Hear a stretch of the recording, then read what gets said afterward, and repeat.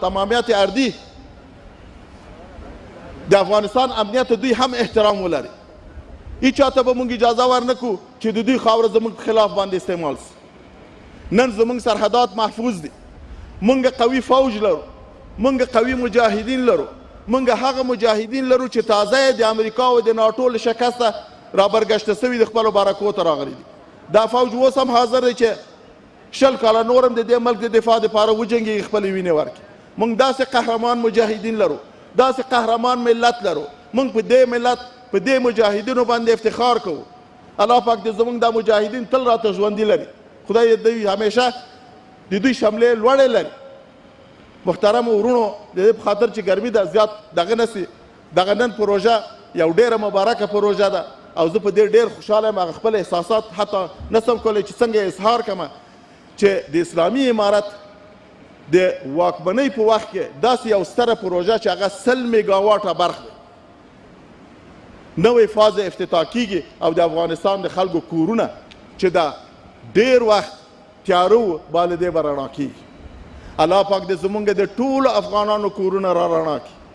الله پاک دې زمونږ اقتصاد، امنیت، همداسې ټول ژوند را رڼا کړي او انشاءالله دې ته به اسلامي امارت ژمن وي او دا کار وکړي.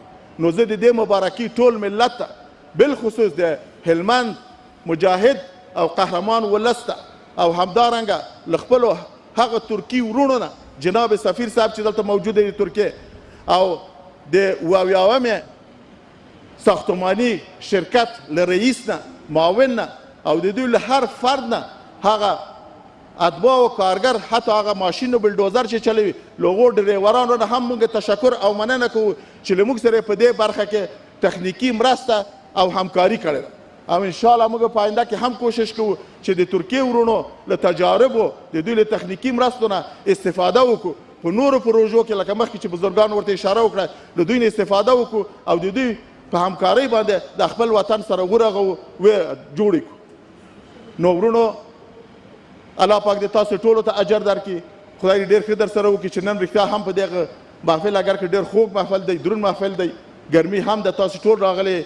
زه تاسو ټولو ته لکه مخکې چې وزیر صاحب ورته ښه راغلاست، زه بیا تاسو ټولو ته ښه راغلاست وایم.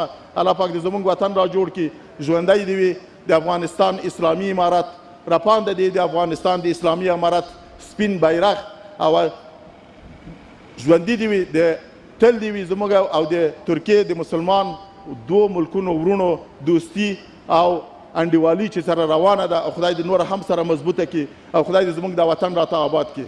السلام علیکم.